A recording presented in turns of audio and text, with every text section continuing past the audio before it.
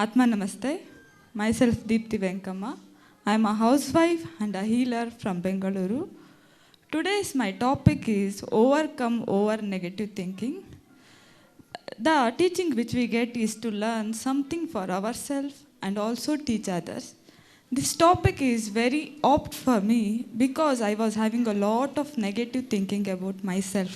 And I also having a fear and low confidence. ನಾನು ಯಾವಾಗಲೂ ಪ್ರಯತ್ನನೇ ಪಡ್ತಾ ಇರಲಿಲ್ಲ, ಯಾವುದನ್ನು ಏನಾದರೂ ಎಫರ್ಟ್ ಹಾಕ್ತಾ ಇರಲಿಲ್ಲ. ದೂರದಿಂದನೇ ನೋಡಿ ಅದು ಆಗ್ತಾ ಇಲ್ಲ ಅಂತ ನಾನು ಮನಸ್ಸಲ್ಲೇ ಯೋಚನೆ ಮಾಡಿಕೊಂಡು ಸುಮ್ಮನೆ ಕೂರ್ತಾಯಿದ್ದೆ. ಬಟ್ ಇವಾಗ ನಾನು ಒಂದೊಂದು ಸ್ಮಾಲ್ ಸ್ಟೆಪ್ಸ್ ತೊಗೊಳ್ತಾ ಇದ್ದೀನಿ ನನ್ನ ನೆಗೆಟಿವ್ ಥಿಂಕಿಂಗಿಂದ ಹೊರಗೆ ಹೇಗೆ ಬರಲಿಕ್ಕೆ ಅಂತ. ನನಗೆ ಏನು ಟೀಚಿಂಗ್ಸ್ ಬಂದು ನಾನೇನು ಕಲ್ತಿದ್ದೇನೆ ಅದನ್ನು ಕೂಡ ಈಗ ಕಲಿತಿದ್ದೀನಿ, ಅದನ್ನು ಕೂಡ ನಾನು ನಿಮಗೆ ಹೇಳ್ತೀನಿ. We have a repeated thoughts about the same thing or same problem. It is called overthinking. Overthinking more than necessary, it will turn into negative thinking. We are not aware of it.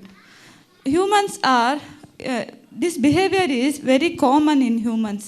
We thought that it was a small problem, but many people are prone to many problems in these types of thinking. Humans are reluctant to admit that these types of thinking will occur. ಅಂದರೆ ನಮಗೆ ಕೆಲವೊಬ್ಬರಿಗೆ ನಮಗೆ negative thought ಬರ್ತಾ ಇದೆ ಅಂತ ಹೇಳ್ಕೊಳ್ಳೋಕ್ಕೂ ಮುಜುಗರ ಆಗ್ತಿರುತ್ತೆ, ಯಾಕಂದರೆ ಬೇರೆಯವರು ನಮ್ಮನ್ನು ಕೆಟ್ಟದಾಗಿ ನೋಡ್ತಾರೆ ಅಂತ.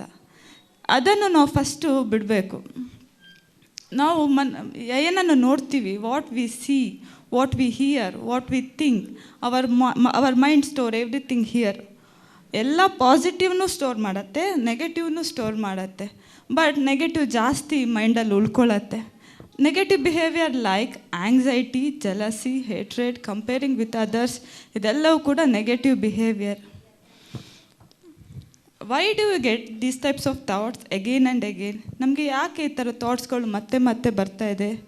The main reason is we put out all the negative thoughts through some negative behaviour. We are not aware of it. ನಾವು ನಮ್ಮ ಎಲ್ಲ ನೆಗೆಟಿವ್ ಬಿಹೇವಿಯರನ್ನು, ನೆಗೆಟಿವ್ ಥಾಟ್ಗಳನ್ನು ನೆಗೆಟಿವ್ ಬಿಹೇವಿಯರ್ ಮೂಲಕ ಹೊರಗಡೆ ಹಾಕ್ತಿದ್ದೀವಿ. ಅವು ಯಾವ ಥರ ಅಂದರೆ anxiety, anger, fear, jealous, comparing with others, ಇದೆಲ್ಲವೂ ಕೂಡ ನೆಗೆಟಿವ್ ಬಿಹೇವಿಯರ್. ನಾವು ಫಸ್ಟಿಗೆ ನಾವು ಕಂಪೇರ್ ಮಾಡ್ತೀವಿ. We compare our self with others life by targeting the happiness of one's life on someone else life. ನಾವು ಕಂಪೇರ್ ಮಾಡ್ಕೊಳ್ತೀವಿ ಮೇನಾಗಿ. ಅವರು ಸಣ್ಣ ಇದ್ದಾರೆ, ನಾವು ದಪ್ಪ ಇದ್ದೀವಿ. ಅವರು ಫೇರ್ ಆಗಿದ್ದಾರೆ, ನಾವು ಡಾರ್ಕ್ ಆಗಿದ್ದೀವಿ. ಹೀಗೆ ಕೆಲವೊಂದು ಆಲೋಚನೆಗಳು ನಮಗೆ ಬರ್ತಾ ಇರುತ್ತೆ. ಅದಕ್ಕೆ ಅಗತ್ಯನೇ ಇರೋಲ್ಲ. ನಾವು ಹೇಗಿದ್ದೀವಿ ಹಾಗಿದ್ದರೆ ಅದು ಚೆನ್ನಾಗಿರುತ್ತೆ. ಆ್ಯಕ್ಚುಲಿ ಚೆನ್ನಾಗಿರ್ತಾರೆ, ವಿದ್ಯೆ ಇರಲ್ಲ, ವಿದ್ಯೆ ಇರುತ್ತೆ, ಹಣ ಇರಲ್ಲ, ಹಣ ಇರುತ್ತೆ, ನೆಮ್ಮದಿ ಇರಲ್ಲ, ಒಂದಿದ್ರೆ ಒಂದಿರಲ್ಲ. ಬಟ್ ನಾವು ಅದು ಯಾವುದು ಯೋಚನೆ ಮಾಡಲ್ಲ, ಏನೋ ನಮ್ಮ ಹತ್ರ ಒಂದಿಲ್ಲ ಅಂತಲೇ ಕೊರಗ್ತಾ ಇರ್ತೀವಿ. ಬಟ್ ನಾವು ಕಂಪೇರ್ ಮಾಡ್ಕೊಳ್ಳೋದು ಬಿಡಬೇಕು. ಇನ್ನೂ ಕೆಲವೊಬ್ರು ಆಫೀಸಲ್ಲೆಲ್ಲ ಹೇಗಂದರೆ ಅವರು ಒಂದು ಕಡೆ ಏಮ್ ರೀಚ್ ಆಗಿರ್ತಾರೆ, ಇನ್ಯಾರೋ ಒಬ್ಬರು ಅವ್ರ ಏಮ್ಗೆ ನಾವು ಫಿಕ್ಸ್ ಆಗಿಬಿಡ್ತೀವಿ, ಇದೇ ನಮ್ಮ ಏಮ್ ಅಂತ. ನಾವು ಫೋಕಸ್ ಮಾಡಿಕೊಂಡು ನಮ್ಮದೇ ಏಮಲ್ಲಿ ನಮ್ಮದೇ ಮೈಂಡ್, ನಮ್ಮದೇ ಎನರ್ಜಿ ಯೂಸ್ ಮಾಡ್ಕೊಂಡು ನಾವು ನಮ್ಮದೇ ಪಾತಲ್ಲಿ ಹೋದರೆ ಅವ್ರಿಗಿಂತ ಇನ್ನೂ ಉನ್ನತ ಸ್ಥಾನದಲ್ಲಿರ್ಬೋದು. ಬಟ್ ನಾವೇನು ಮಾಡ್ತೀವಿ, ಇಲ್ಲ ಅದೇ ನಮ್ಮ ರೀಚ್, ಅದೇ ಕಂಪೇರ್, ಅದಕ್ಕೆ ಹೋಗ್ಬಿಡ್ಬೇಕು ನಾವು. ಅದೇ ಒಂದೊಂದ್ಸಲ ಅದೇ ಟಾರ್ಗೆಟ್ನ ನಾವು ಫಿಕ್ಸ್ ಮಾಡ್ಕೊಂಡು ಬಿಡ್ತೀವಿ. ಇದು ಕಂಪೇರ್ ಮಾಡ್ಕೊಳ್ಳೋದು ಅಂದರೆ ಆ್ಯಂಗರ್. ಇನ್ನೊಂದು ನಾವು ಕೋಪ, ಕೆಲವೊಂದು ವಿಚಾರದಲ್ಲಿ ಕೋಪನೇ ಬರಲ್ಲ, ಅಂಥ ವಿಚಾರದಲ್ಲೆಲ್ಲ ಸಿಟ್ಟು ಮಾಡ್ಕೊಳ್ತೀವಿ. ಆಫೀಸಲ್ಲಿ ಯಾರೋ ಬಾಸ್ ಬೈದರು, ನಾವು ಅವ್ರಿಗೆ ರಿಟರ್ನ್ ಬೈಯೋಕ್ಕಾಗಲ್ಲ. ಅದಕ್ಕೆ ಏನು ಮಾಡ್ತೀವಿ, ಅದನ್ನು ಹೆಂಡತಿ ಅವ್ರಿಗೂ ತೊಗೊಂಡು ಬರ್ತೀವಿ. ಹೆಂಡತಿ ಸ್ವಲ್ಪ ಜೋರಿದ್ದರೆ ಟ್ರಾಫಿಕಲ್ಲೇ ಮುಗಿಸ್ಕೊಂಡು ಬಿಡ್ತೀವಿ, ಬೆಂಗಳೂರು ಟ್ರಾಫಿಕಲ್ಲಿ. ಅಲ್ಲೇ ಹೆಂಡತಿ ಜೋರಿದ್ದರೆ ಬೆಂಗಳೂರು ಟ್ರಾಫಿಕಲ್ಲೇ ಮುಗಿದ್ಬಿಡತ್ತದು. ನಮಗೆಲ್ಲರಿಗೂ ಗೊತ್ತಿದೆ ಬೆಂಗಳೂರು ಟ್ರಾಫಿಕ್ ಹೇಗಂತ. ಅಲ್ಲೇ ಅದನ್ನು ಯಾರಿಗೋ ಗುದ್ದೋದು, ಯಾರಿಗೋ ಹೊಡೆಯೋದು, ಇಲ್ಲ ಫುಟ್ಪಾತ್ ಮೇಲೆ ಹೋಗೋದು. ಅಲ್ಲಿ ವಾಕರ್ಸ್ಗೆ ಜಾಗ ಇಲ್ಲ. ನಾವು ಅದನ್ನು ಅಂದ್ಕೊಳ್ತೀವಿ. ಎಲ್ಲ ಬೇರೆ ಎಲ್ಲ ಸಿಟಿಗಳಲ್ಲೂ ರೋಡ್ ಇರುತ್ತೆ, 4 ವೀಲರ್ 2 ವೀಲರ್ಗೆ ರೋಡು, ಫುಟ್ಪಾತ್ ಇರುತ್ತೆ ಪೆಡಸ್ಟ್ರಿಯನ್ಸ್ಗೆ. ಬಟ್ ಬೆಂಗಳೂರಲ್ಲಿ ಹಾಗಲ್ಲ, ರೋಡ್ ಇರೋದು 4 ವೀಲರ್ಗೆ, ಫುಟ್ಪಾತ್ ಇರೋದು 2 ವೀಲರ್ಗೆ. ವಾಕರ್ಸ್ ಎಲ್ಲಿ ಬೇಕಾದರೂ ಹೋಗಲಿ, ನಮಗೇನು ಎಲ್ಲರ ಹತ್ರನೂ ಗಾಡಿ ಇರಲ್ಲ, ಕಾರ್ ಇರಲ್ಲ. ನೆನ್ಪಿಟ್ಕೊಳ್ಳಿ, ನಾವು ಎಲ್ಲಿ ಹೋಗಬೇಕು, ನಮ್ದು ಏನು ದಾರಿ ಇರುತ್ತೆ. ನಾವು ಒಂದು ಕಡೆ ನಾವು ಬೇಗ ಹೋಗಬೇಕಂದ್ರೆ ನಾವು ಫಸ್ಟ್ ಬೇಗ ಹೊರಡಬೇಕು. ನಾವು ಹುಡ್ದಾಗಿಂದ ಬೆಂಗಳೂರಲ್ಲೇ ಇರ್ತೀವಿ, ನಮಗೆ ಅದ್ರ ಟ್ರಾಫಿಕ್ ಏನಂತ ಗೊತ್ತಿರುತ್ತೆ. ಬಟ್ ನಾವು ಆನ್ ಟೈಮ್ ಹೊರಡಬೇಕು. ನಮ್ಮದು ಟೈಮ್ ನಾವು ಅದೇ ಆ ಗಡಿಬಿಡಿಯಲ್ಲೇ ಹೋಗಬೇಕು. ಹೀಗೆ ನಾವು ಕೆಲ್ಸಕ್ಕೆ ಹೋದರೆ ನಾವು ಒಳ್ಳೆ ರೀತಿಯಲ್ಲಿ ಕೆಲಸ ಮಾಡೋಕ್ಕಾಗತ್ತಾ? ಸ್ಟ್ರೆಸ್ಲೆಸ್ಸಾಗಿ ಆರಾಮಾಗಿ ಕೆಲಸ ಮಾಡೋಕ್ಕಾಗತ್ತಾ? ಯೋಚನೆ ಮಾಡಿ. Some people who has been carrying the same emotions for so many years, some grief, guilt, shame, anger, some fear, ಅವರು ಇದನ್ನು ಹೋಲ್ಡ್ ಮಾಡಿರ್ತಾರೆ. This is not good for their mental health and also our peace of mind. ನಾವು ಅಂದ್ಕೊಳ್ತೀವಿ, ನಾವು ಆ ಕೋಪ ನಾನು ಹಿಂಗೆ ಇಟ್ಕೊತೀನಿ, ಏನು ತೀರಿಸ್ಕೊಳ್ಳೋದು, ನನಗೆ ಕೆಲವೊಂದು ಗೊತ್ತಿಲ್ಲದೇನೂ ನಾವು ತಪ್ಪು ಮಾಡಿರ್ತೀವಿ. ಅದನ್ನು ನಾವು ಫರ್ಗಿವ್ ಮಾಡ್ಕೊಳ್ಳೋದು ತುಂಬ ಮುಖ್ಯ. In universal knowledge we give a lot of importance to forgiveness. ನಾವು ಕ್ಷಮಾಪಣೆಗೆ ತುಂಬ ಮುಖ್ಯ ಕೊಡ್ತೀವಿ. ನಾವು ಬೇರೆಯವರನ್ನು ಕ್ಷಮಿಸೋಕ್ಕಿಂತ ಮುಂಚೆ ನಾವು ನಮ್ಮನ್ನು ಕ್ಷಮಿಸ್ಕೊಳ್ಬೇಕು. ಅದು ಯಾವುದೋ ಒಂದು ಅನ್ನೋಯಿಂಗ್ಲಿ ಮಾಡಿರ್ತೀವಿ ಅಥವಾ ನೋಯಿಂಗ್ಲಿ ಮಾಡಿರ್ತೀವಿ, ಅದು ಏನಿದೆ ಅವ್ರ ಹತ್ರ ಕ್ಷಮಾಪಣೆ ಕೇಳಿ ನಮ್ಮನ್ನು ನಾವು ಫರ್ಗಿವ್ ಮಾಡಿಕೊಂಡ್ರೆ ಅದು ಬೇಗ ಕ್ಲಿಯರ್ ಆಗಿಬಿಡುತ್ತೆ. ನನಗೊಬ್ಬರು ಪರಿಚಯ ಇದ್ದಾರೆ, 58 ಇಯರ್ಸ್ ಓಲ್ಡ್ ಅವರು ಇವಾಗಲೂ ಒಂದು ಹೆಂಗಸು, ಮೊಮ್ಮಕ್ಕಳು ಎಲ್ಲ ಇದ್ದಾರೆ. ಬಟ್ ಈಗಲೂ ಅವರಿಗೆ ರಾತ್ರಿ ಕತ್ಲೆಯಲ್ಲೇ ಮಲಗಲಿಕ್ಕೆ, ಒಬ್ಬರೇ ಇರಲಿಕ್ಕೆ ಭಯ.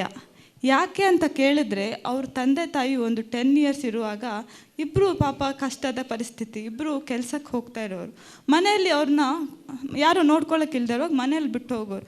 ಅದೇ ಒಂದು ಮೈಂಡಲ್ಲಿ ಹಾಕ್ಕೊಂಡು ಇವಾಗ ಈವನ್ 58 ಇಯರ್ಸ್ ಅವರಿಗೆ ಆದರೂ ಅವರು ರಾತ್ರಿ ಮಲಗಲಿಕ್ಕೆ ಭಯ, ಕತ್ಲೆಯಲ್ಲಿ ಲೈಟ್ ಹಾಕ್ಕೊಂಡು ಮಲಗೋದು, ಒಬ್ಬರೇ ಇರಲಿಕ್ಕೆ ಭಯ. ಹೀಗೆ ಅವ್ರದ್ದು ಫಿಯರನ್ನು ಒಳಗೆ ಇಟ್ಕೊಂಡಿದ್ದಾರೆ. ಅದನ್ನು ಹೊರಗಡೆ ಹಾಕಿದ್ರೆ ಎಷ್ಟೊಂದೆಲ್ಲ ಚೆನ್ನಾಗಿರುತ್ತೆ, ನಾವೆಲ್ಲ ಎಷ್ಟು ಚೆನ್ನಾಗಿ ಎಕ್ಸ್ಪೀರಿಯೆನ್ಸ್ ಮಾಡ್ಬೋದು. ಈಗ ನಾವು ಅಂದ್ಕೊಳ್ಳಿ, ನೀವು ಇಮ್ಯಾಜಿನ್ ಮಾಡ್ಕೊಳ್ಳಿ, ಒಂದು water stayed in a pond for so many years. What will happen? It will stink, right? The same thing will happen to us also. ಅದೇ ಥರ ನಾವು ಯಾವುದಾದ್ರೂ ಎಮೋಷನ್ನನ್ನು ನಾವು ಹೋಲ್ಡ್ ಮಾಡೇ ಇಟ್ಕೊಂಡ್ರೆ ಅದ್ರ ಮೇಲೆ ಮತ್ತೇನೇ ನೀವು ಪಾಸಿಟಿವ್ ಎಮೋಷನ್ ಹಾಕಿ ಅದು ನೆಗೆಟಿವೇ ಆಗತ್ತೆ. ಏನಿದ್ರು ಫಸ್ಟ್ ಒಂದು ಸರ್ಫೇಸ್ನ ಖಾಲಿ ಮಾಡಬೇಕು, ಏನಾದರೂ ಒಂದು ಹೊಸದಾಗಿ ಬರಲಿಕ್ಕೆ. ಆವಾಗಲೇ ಅದರದ್ದು ಎನರ್ಜಿನೂ ಚೆನ್ನಾಗಿರುತ್ತೆ, ನಮ್ಮ ಮೈಂಡ್ ಕಡೆ ಫೋಕಸ್ ಮಾಡೋದಕ್ಕೂ ಚೆನ್ನಾಗಿರುತ್ತೆ. ಇವಾಗ ನಾವು 5 ಇಯರ್ಸ್ 10 ಇಯರ್ಸ್ ಮಗುವಾಗಿದ್ದಾಗ ನಾವು ಯಾರಿಗೋ ಒಂದು ಹೊಡಿತೀವಿ ಅಥವಾ ಏನೋ ಒಂದು ಆಟ ಸಾಮಾನು ಇಸ್ಕೊಳ್ತೀವಿ, ಯಾರಿಗೂ ಕಚ್ತೀವಿ. ಬಟ್ ಬೇರೆಯವ್ರು ಫರ್ಗ್ಯೂ ಮಾಡೋಕ್ಕಿಂತ ಮುಂಚೆ ನಾವು ನಮ್ಮನ್ನು ಫರ್ಗ್ಯೂ ಮಾಡ್ಕೊಂಡಿರ್ತೀವಿ. ಆವಾಗ ನಮಗೆ ಏನು ರಿಸ್ಟ್ರಿಕ್ಷನ್ ಇರಲ್ಲ. ಬಟ್ ನಾವು ದೊಡ್ಡವ್ರು ಆಗ್ತಾ ಬರ್ತಾ ನಮಗೆ ಒಂದು ಸರೌಂಡಿಂಗ್ ಹಾಕ್ಕೊಳ್ತೀವಿ, ತಪ್ಪುಗಳನ್ನು ಮಾಡ್ತೀವಿ, ಫರ್ಗ್ಯೂ ಮಾಡ್ಕೊಳ್ಳಲ್ಲ. ಅದೇ ನೆಗೆಟಿವ್ ಎಮೋಷನನ್ನು ಒಳಗಿಟ್ಕೊತೀವಿ. ಇದೆಲ್ಲ ಬೇಕಾ ನಮಗೆ? ಏನಿದೆ ಅದನ್ನ ಕ್ಲಿಯರ್ ಪಾತ್ ಇರುತ್ತೆ. ಫರ್ಗ್ಯೂ ಮಾಡ್ಕೊಂಡು ಹೋಗೋದು ಜಾಸ್ತಿ ಹೊತ್ತಿನ ಕೆಲಸ ಅಲ್ಲ. ಬಟ್ ಸೇಮ್ ಎಮೋಷನ್ ಎಲ್ಲದೂ ನಾವು ಹೋಲ್ಡ್ ಮಾಡ್ಕೊತೀವಿ, ನೆಗೆಟಿವ್ ಎಮೋಷನನ್ನು. ಹಾಗಾದರೆ ಈ ಎಮೋಷನ್ಸ್ ಎಲ್ಲ ಕಟ್ ಮಾಡೋದು ಹೇಗೆ? The first thing is we have to accept that we have a negative thoughts. ನಾವು ಫಸ್ಟ್ ಅಕ್ಸೆಪ್ಟ್ ಮಾಡಬೇಕು, ಹೌದು ನಮಗೆ ನೆಗೆಟಿವ್ ಥಾಟ್ ಬರ್ತಾಯಿದೆ. Then identify what type of behaviour of yours. ನಿಮ್ಮದು ಯಾವುದು ನೆಗೆಟಿವ್ ಬಿಹೇವಿಯರ್ ಹೊರಗಡೆ ಹೋಗ್ತಾ ಇದೆ, then identify. Then your mind get clarity to control such behaviour. We have a spiritual power, we have a soul power. The power of the soul is divine power. It has all kind of energy, whether our thoughts are right or wrong, whether our thoughts have power or not, our soul will recognize. ನಮ್ಮ ಆತ್ಮಕ್ಕೆ ಎಲ್ಲ ರೀತಿಯ ಶಕ್ತಿ ಇದೆ. ನಮಗೆ ಬರುವ ಎಲ್ಲ ವಿಚಾರಗಳು ಕೆಟ್ಟದ ಒಳ್ಳೆಯದ, ಇದು ಯಾಕೆ ನಮಗೆ ಬೇಕಾ ಬೇಡವಾ ಅದನ್ನು ತಿಳ್ಕೊಳ್ಳೋ ಶಕ್ತಿ ಇದೆ. ಅದನ್ನು ನಾವು ಫೋಕಸ್ ಮಾಡಬೇಕು. ನಮಗೆ ಸೋಲ್ಗೆ ಆ ಶಕ್ತಿ ಇದೆ. ನೆಕ್ಸ್ಟ್ ನಮ್ಮ ಇಂಟ್ಯೂಷನ್ಸ್ಗೆ ನಾವು ಹೇಳಬೇಕು, this types of thoughts are not required. ನನಗೆ ಈ ಥಾಟ್ಸ್ಗಳು ಬೇಡ, ನನಗೆ ಇದರಿಂದ ಯಾವುದೇ ಉಪಯೋಗ ಇಲ್ಲ, ಮತ್ತು ಇದು ಯಾವುದು ನಡೆಯಲ್ಲ, ಈ ನೆಗೆಟಿವ್ ಥಾಟ್ಸ್ ಯಾವುದು ನಡೆಯಲ್ಲ. ಹೀಗೆ ನಮಗೆ ಕೆಲವೊಂದು ನಾವು ಅಫರ್ಮೇಷನ್ ಮಾಡ್ಕೊಳ್ಬೇಕು. ನಂತರ ಮೆಡಿಟೇಷನ್ ಮಾಡೋದ್ರ ಮೂಲಕ ಮೈಂಡ್ನ ಫೋಕಸ್ ಮಾಡ್ಬೋದು. ನಾವು ಇಲ್ಲಿ ಬ್ರೀತಿಂಗ್ ಎಕ್ಸಸೈಸ್, ಮೆಡಿಟೇಷನ್, ಅಶ್ವಿನ್ ಅಕ್ಕ ಹೇಳಿದ್ದಾರೆ ಬ್ರೀತಿಂಗ್. ನಾವು ಬ್ರೀತಿಂಗ್ ಮಾಡ್ತೀವಿ, ನಾವು ಜೀವನ ಸ್ಟಾರ್ಟ್ ಆಗುವಾಗ ನಾವು ಬ್ರೀತಿಂಗ್ ಮಾಡ್ತೀವಿ, ಬರ್ತ್ ಆಗುವಾಗ ನಾವು ಬ್ರೀತ್ ಮಾಡ್ತೀವಿ. ಆದರೆ ನಮ್ಗೆ ಯಾರಿಗೂ ಇಂಪಾರ್ಟೆನ್ಸೇ ಇಲ್ಲ ಅದ್ರ ಮೇಲೆ. ಬಟ್ ನಾವು ಬ್ರೀತಿಂಗ್ ಮೇಲೆ ಕಾನ್ಸಂಟ್ರೇಟ್ ಮಾಡಿದರೆ ನಮಗೆ ನಮ್ಮೊಳಗೆ ಏನು ನಮಗೆ ನಮ್ಮ ಸೆಲ್ಫಿಗೆ ಏನು ಟೈಮ್ ಕೊಡಬೇಕು ಅದನ್ನು ಕೊಟ್ಟಾಗ ನಮ್ಮೊಳಗೆ ಒಂದು ಖುಷಿ ಆಗುತ್ತೆ. ಅದನ್ನು ನೀವು ಅಬ್ಸರ್ವ್ ಮಾಡಿದಾಗ ನಿಮಗೆ ಒಂದು ಹ್ಯಾಪಿನೆಸ್ ಸಿಗತ್ತೆ. ಮೆಡಿಟೇಷನ್ ಕೂಡ ಯಾಕೆ ಮಾಡಬೇಕು ಅಂತ ನೀವು ಕೇಳ್ಬೋದು. ಆದರೆ ನಾವು ಈಗ ನಮಗೆ ಬಾಡಿಗೆ ಪೇನ್ ಆದರೆ, ನಮಗೇನಾದ್ರು ಹರ್ಟ್ ಆದರೆ, ನಮಗೇನಾದರೂ ಮೈಂಡ್ ಒಂಥರ ಗಲೀಜು ಅನಿಸಿದಾಗ ನಾವು ಸ್ನಾನ ಮಾಡ್ತೀವಿ, ಆವಾಗ ನಮ್ಗೆ ರಿಲೀಫ್ ಆಗುತ್ತೆ. ಮೆಡಿಟೇಷನ್ ಕೂಡ ಹಾಗೆ. ನಮ್ಮ ಮೈಂಡಲ್ಲಿ ಏನೋ ಸ್ಟ್ರೆಸ್ ಬಂದರೆ, ನೆಗೆಟಿವ್ ಎಮೋಷನ್ ಬಂದರೆ, ಏನಾದರೂ ಥಾಟ್ಸ್ಗಳು ಕನ್ಫ್ಯೂಷನ್ಸ್ ಜಾಸ್ತಿ ಆದಾಗ ನಾವು ಮೆಡಿಟೇಟ್ ಮಾಡೋದ್ರಿಂದ ಮೈಂಡ್ಗೂ ಒಂದು ಬಾತ್ ಕೊಟ್ಟ ಹಾಗೆ. ಅದು ನಾವು mind will gives us a solitude. Meditation gives us a solitude. ನಮಗೆ ನಮ್ಮೊಳಗಿನ ಆತ್ಮಶಕ್ತಿ ಏನು, ಅದರೊಳಗೆ ಏನು ಪವರ್ ಇದೆ, ಅದು ಮೆಡಿಟೇಷನ್ನಿಂದ ತಿಳಿಬೋದು. ನಮಗೆ ಮೆಡಿಟೇಷನ್ ಮಾಡಲಿಕ್ಕೆಲ್ಲ ಟೈಮ್ ಇಲ್ಲ ಅಂತ ನೀವು ಹೇಳ್ಬೋದು. ಆದರೆ ತುಂಬ ಕಡೆ ನಾವು ಬೇರೆ ಕಡೆ ಎಲ್ಲ ಟೈಮ್ ವೇಸ್ಟ್ ಮಾಡ್ತೀವಿ, ಟಿ ವಿ ನೋಡೋದ್ರಿಂದ, ಮತ್ತು ಫೇಸ್ಬುಕ್, ಇನ್ಸ್ಟಾಗ್ರಾಮ್, ಹಾಗೆ ತುಂಬ ಕಡೆ ಟೈಮ್ ವೇಸ್ಟ್ ಮಾಡ್ತೀವಿ. ಬಟ್ ದಿನ ಸ್ಟಾರ್ಟ್ ಮಾಡುವಾಗ ಒಂದು ಅರ್ಧ ಗಂಟೆ ನಮಗಂತ ಕೊಟ್ಟರೆ ಅದು ಹೋಲ್ ಡೇ ನಮಗೆ ರಿವರ್ಸ್ ಡಬಲ್ ಎನರ್ಜಿ ಕೊಡುತ್ತೆ. ನಾವು ಅದನ್ನು ನಾವು ಗಮನಿಸೋದೇ ಇಲ್ಲ. ಕೆಲವೊಂದು ಕಡೆ ಒಂದು ಕೆಲಸ ಆಗೋ ಕಡೆ ಫೋಕಸ್ಸೇ ಇರಲ್ಲ, ತುಂಬ ಟೈಮ್ ಹಿಡಿತಿರುತ್ತೆ. ಬಟ್ ನಾವು ಮೆಡಿಟೇಷನ್ ಮಾಡಿ ಬ್ರೀತಿಂಗ್ ಎಕ್ಸಸೈಸ್ ಎಲ್ಲ ಮಾಡೋದ್ರಿಂದ ನಮಗೆ ಕಾನ್ಸಂಟ್ರೇಟ್ ಬರುತ್ತೆ. We have awaken mind to concentrate on our mind. ನಮಗೆ ಎಲ್ಲರಿಗೂ ಅವೇಕನ್ ಮೈಂಡ್ ಇದೆ, ನಾವು ಅದನ್ನು ಜಾಗೃತಗೊಳಿಸಬೇಕು. ನಮ್ಮ ಯೂನಿವರ್ಸಲ್ ನಾಲೆಜ್ನ 21 ಡೇಸ್ ಅಪ್ಲಿಫ್ಟ್ಮೆಂಟ್ ಪ್ರೋಗ್ರಾಮಲ್ಲಿ breathing exercise, normal breathing, alternative breathing, 7-1 count breathing, ಹೀಗೆ ಎಮೋಷ್ನಲ್ ಬ್ರೀತಿಂಗ್, ಹೀಗೆ 4 ಥರ ಬ್ರೀತಿಂಗ್ ಇದೆ. ಮಾಸ್ಟರ್ ಹೇಳಿದ್ದಾರೆ 2000 ಬ್ರೀತಿಂಗ್ ಇದೆ ಅಂತ. ಬಟ್ ಇದು 4 ನಾವು ಬ್ರೀತಿಂಗನ್ನು ಕಾನ್ಸಂಟ್ರೇಟ್ ಮಾಡಿದ್ರೂ ನಮಗೆ ಎಷ್ಟು ಎನರ್ಜಿ ಸಿಗ್ತಾಯಿದೆ. ಅಕ್ಕ ಹೇಳಿದ್ದಾರೆ ನಾರ್ಮಲ್ ಬ್ರೀತಿಂಗ್ ಹೇಗಿರುತ್ತೆ ಅಂತ. ನಾನಿವಾಗ ಎಮೋಷ್ನಲ್ ಬ್ರೀತಿಂಗನ್ನು ಮಾಡೋಣ. ನಮಗೆ ನೀವೆಲ್ಲ ಯಾರು 21 ದಿನಗಳ ಕ್ಲಾಸಲ್ಲಿ ಮಾಡಿದ್ದೀರ, ಅವರಿಗೆಲ್ಲ ಗೊತ್ತಿರತ್ತೆ ಎಮೋಷ್ನಲ್ ಬ್ರೀತಿಂಗ್ ಅಂದರೆ ಏನು ಅಂತ. ಬಟ್ ನಾನಿವಾಗ ಬ್ರೀಫ್ ಎಕ್ಸ್ಪ್ಲನೇಷನ್ ಕೊಡ್ತೀನಿ, ಇಲ್ಲಿ ಮಾಡೋಕ್ಕಾಗಲ್ಲ emotional breathing. Here we inhale positive emotions through our nose for 6 count and hold it for 3 count and exhale all the negative emotions through our mouth for 6 count. And ಇದು pattern ಹೇಗಂದರೆ, ನಾವು ಕರೇಜ್ನ inhale ಮಾಡಿ ಫಿಯರ್ನ exhale ಮಾಡೋದು, ಅಥವಾ ಲವ್ನ inhale ಮಾಡಿ ಹೇಟ್ರೇಡ್ನ exhale ಮಾಡೋದು. ಹೀಗೆ positive emotion, ನಿಮಗೆ ಯಾವ ಎಮೋಷನ್ ಜಾಸ್ತಿ ಇದೆ ಅದ್ರ ಮೇಲೆ ನೀವು ಈ ಎಮೋಷ್ನಲ್ ಬ್ರೀತಿಂಗನ್ನು ಮಾಡ್ಬೋದು. ಇನ್ನೊಂದು ಬ್ರೈನ್ ಬ್ಯಾಲೆನ್ಸ್. ನಮಗೆ 21 ಡೇಸ್ ಅಪ್ಲಿಫ್ಟ್ಮೆಂಟ್ ಪ್ರೋಗ್ರಾಮಲ್ಲಿ ಇದನ್ನೆಲ್ಲ ಹೇಳ್ಕೊಟ್ಟಿದ್ದಾರೆ. ನಾವು ಈ ಆ್ಯಕ್ಟಿವಿಟೀಸನ್ನು ಇಲ್ಲಿ ಒಂದ್ಸಲಿ ಮಾಡೋಣ. ಪ್ಲೀಸ್ ಎಲ್ಲರೂ ನೇರವಾಗಿ ಕೂತ್ಕೊಳ್ಳಿ.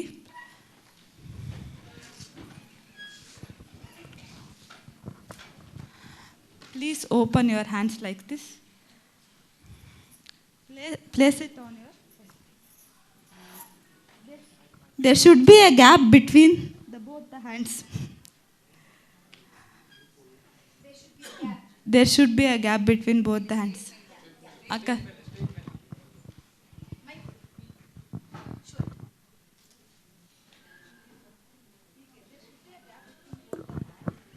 There should be a gap between both the hands.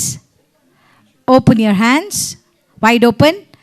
Your angai, that is your palm, on your head. Close your eyes. Those who are wearing glasses, please remove your glasses.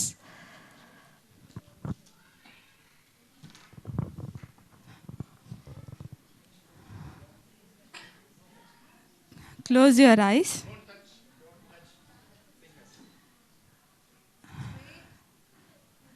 Please sit straight. Close your eyes.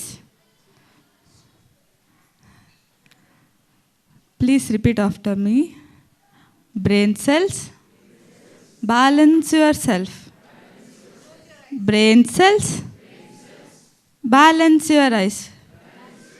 You have the power to balance yourself.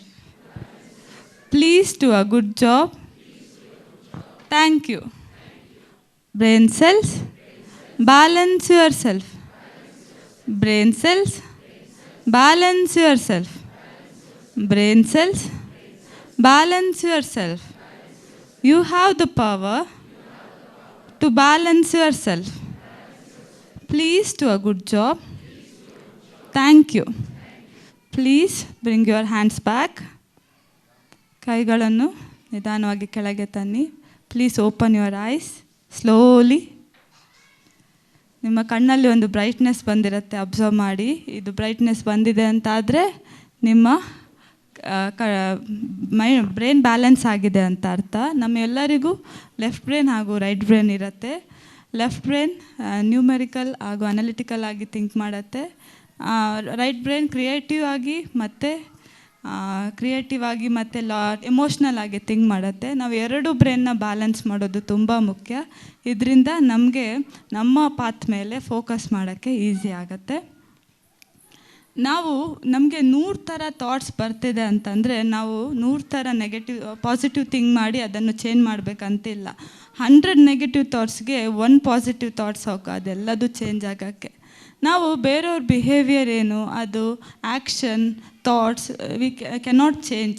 ನಾವು ಬೇರೆಯವ್ರದ್ದು ಅವ್ರೇನು feel ಮಾಡ್ತಾರೆ ನಾವು ಅದು ಯಾವುದನ್ನು change ಮಾಡೋಕ್ಕಾಗಲ್ಲ.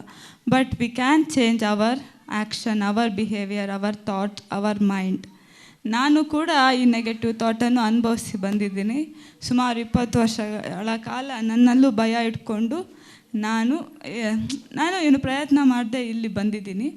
But ನನಗೂ ಇವಾಗ ಗೊತ್ತಾಗಿದೆ ನಂದೇನು, ನಾನೇನು ಮಾಡಿದರೆ ನನ್ನ ನೆಗೆಟಿವ್ ಥಾಟ್ಸ್ ನನಗೆ ಹೋಗಲಿಕ್ಕೆ ಈಸಿ ಆಗತ್ತಂತ. ನಿಮಗೂ ಕೂಡ ಇದರಿಂದ ಏನಾದರೂ ಹೆಲ್ಪ್ ಆಗಿರ್ಬೋದು ಅಂತ ಭಾವಿಸ್ತೀನಿ. Thank you so much.